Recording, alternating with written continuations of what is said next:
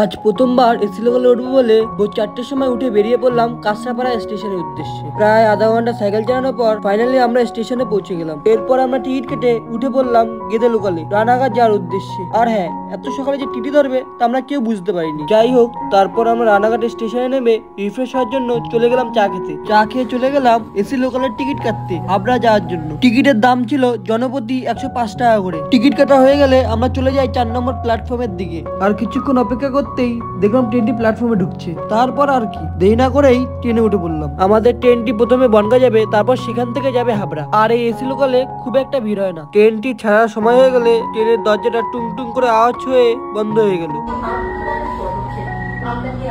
আর আমাদের ট্রেনটি ছেড়ে দিল। চলো এবার তোমাদের পুরো ট্রেনের ভিতরটাই দেখাই।